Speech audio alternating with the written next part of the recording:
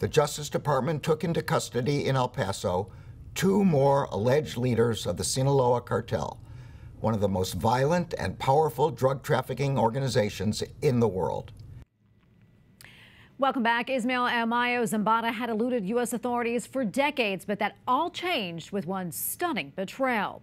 A law enforcement officer said the son of Joaquin El Chapo Guzman lured El Mayo, as he is known, onto a plane saying that they were going to look at real estate. Instead, they landed right here in the U.S. yesterday afternoon. Both men were immediately taken into custody and face several charges for allegedly leading the cartel's criminal operations, including its deadly fentanyl manufacturing and trafficking networks. And for more on this, let's bring in Tony Payan. He is the director of the Center for the U.S. and Mexico at Rice University's Baker Institute for Public Policy. Thank you so much for being with us today. We appreciate it.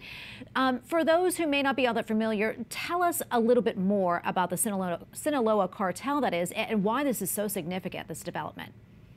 Yeah, the Sinaloa Cartel is one of the largest criminal organizations, not just in Mexico. They got operations in Australia, in Europe, in South America, and of course, in Mexico and the United States. They are the #1 organization responsible for fentanyl smuggling from China, precursors, into Mexico, and of course fentanyl into the United States, which means 107 to 110,000 Americans who died every single year from overdoses of fentanyl. So they are a very significant organization in the criminal underworld. Tony, how will these arrests impact their operation?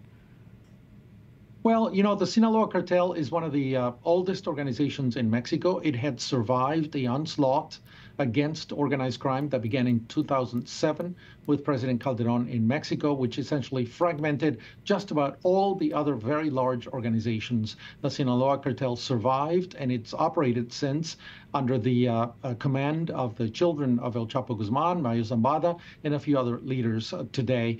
It's one of the more coherent organizations, hierarchical organizations in Mexico, a few, if not the only one left today, and obviously one that is reputed to have deals with the Mexican government to continue to operate in exchange for political support and perhaps even financial support of campaigns in Mexico. So they have actually penetrated the Mexican government deep all the way up to the presidency in some allegations in the past. So this is obviously a very important hit for the United States. Yeah, and curious about this today. I mean, Joaquin Guzman Lopez is the son of Joaquin El Chapo Guzman, who was captured back in 2016. So why would he turn on El Mayo?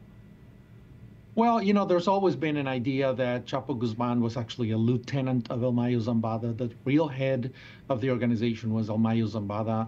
Obviously, others believed that the Guzman family was really in charge, so it's very hard to tell exactly. This is an organization from which very little information escapes, so we really didn't know. What we do know is that all of them operated throughout the country, and they were a very powerful organization. And so having captured El Chapo Guzman, and then Ovidio Guzman, his son, and then now Joaquin Guzman, his other son, and Zambada obviously leaves the organization without their most important leaders. That doesn't mean that other lieutenants will not rise. It could also mean that the organization will fragment and that there will be a fight within the organization for succession of it, and that means more violence in Mexico. Obviously, the Mexican government is at a loss, I'm sure, but they will have to face that.